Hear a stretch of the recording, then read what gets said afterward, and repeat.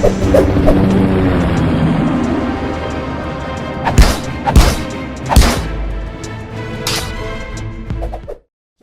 sholatnya sudah benar, yakin pasti akhlaknya benar. Tingkatan dan klasifikasi wali. Syekhul Akbar Muhyiddin Ibnu Arabi menyebutkan secara panjang lebar tingkatan dan klasifikasi wali berdasarkan perbedaan hal mereka di bab 73 Kitab Futuhat Al-Makkiyah. Dalam pendahuluan kitabnya yang berjudul Tobaqoh Sugro, Imam Al-Munawi meringkas pembahasan tersebut dari kitab Futuhat, tetapi dengan bahasanya sendiri yang panjang lebar, sehingga meninggalkan beberapa hal yang penting. Di sini kami akan meringkas pembahasan tersebut dari kitab Imam Al-Munawi dengan memakai kata-kata Ibnu Arabi dan mengutip banyak hal yang ditinggalkan oleh Imam Munawi. Ibnu Arabi radhiyallahu anhu berkata, "Ketahuilah, hamba-hamba Allah yang berada di jalan ini adalah mereka yang dinamakan dunia jiwa, alam anfas.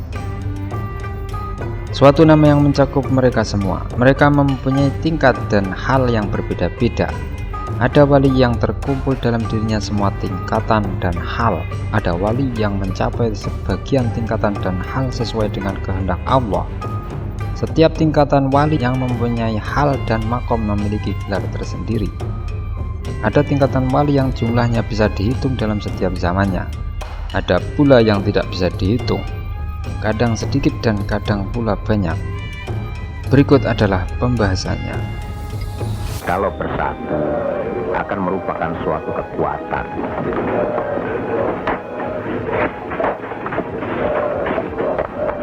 Bukan begitu Kanjeng Sunan Bonang.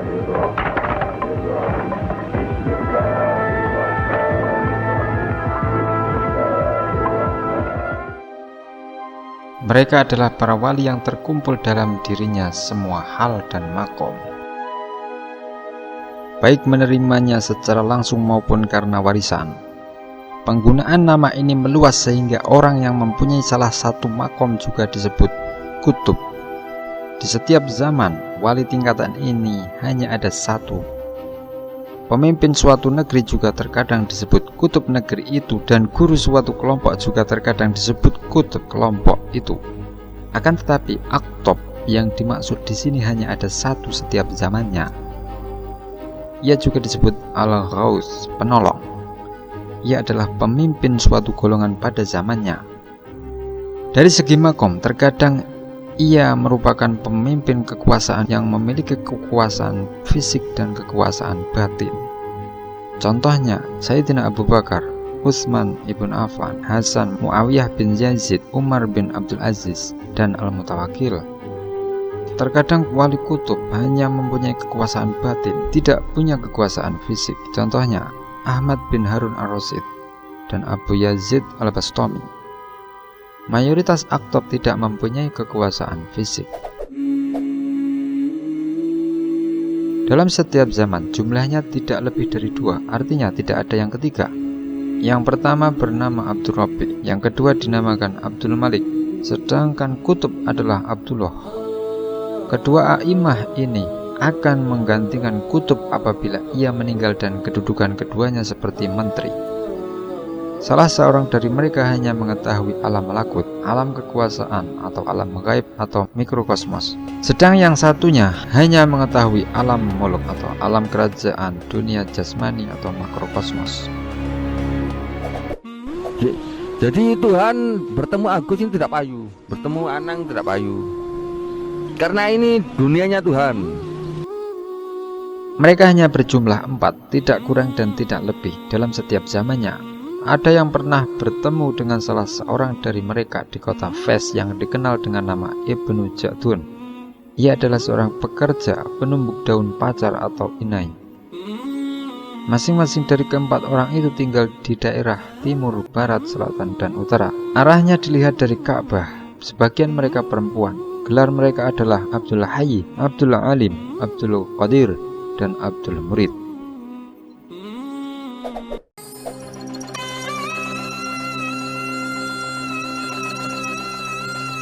Jumlahnya ada 7, tidak kurang dan tidak lebih. Allah menjaga mereka di 7 wilayah. Setiap badal mempunyai daerah dan wilayah sendiri-sendiri. Salah satunya mengikuti jejak seperti Khalilullah Nabi Ibrahim. Yang kedua mengikuti jejak Al-Kalim Nabi Musa. Ketiga mengikuti jejak Nabi Harun alaihissalam. Keempat mengikuti jejak Nabi Idris alaihissalam. Kelima mengikuti jejak Nabi Yusuf radhiyallahu anhu. Keenam mengikuti jejak Isa alaihissalam.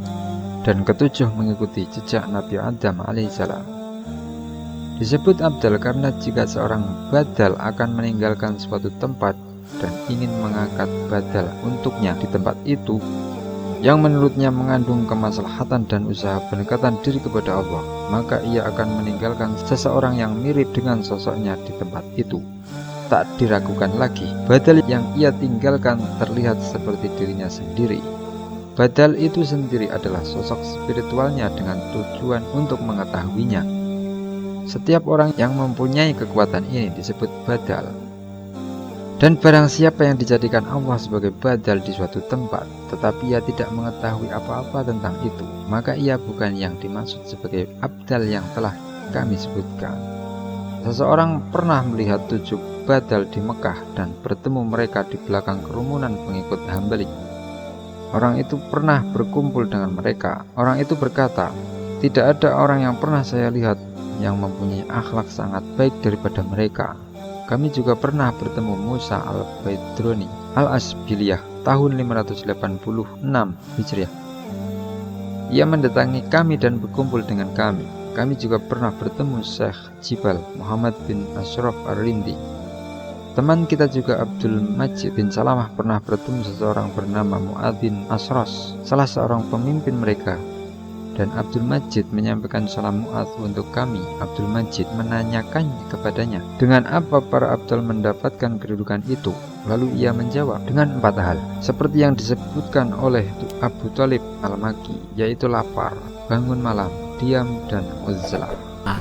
Masih ada Presiden Pak Karno ya? Ya, hidupnya Pak Karno memang di sini hutan yang paling wingit itu namanya Jamal Moro. Nuqaba radhiyallahu anhu. Setiap zaman mereka berjumlah 12 orang, tidak kurang dan tidak lebih. Sama dengan jumlah galaksi, kumpulan bintang dalam tata surya. Setiap nakib mengetahui khasiat dari satu galaksi.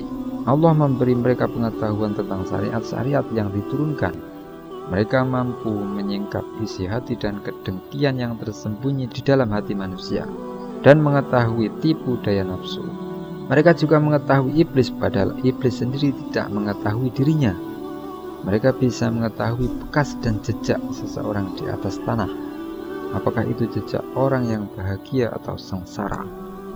Ulama yang mempunyai kemampuan semacam ini banyak sekali.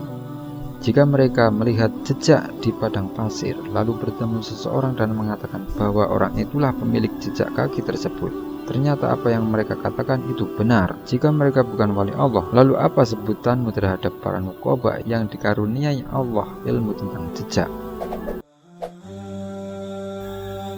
Nujaba radhiyallahu anhu.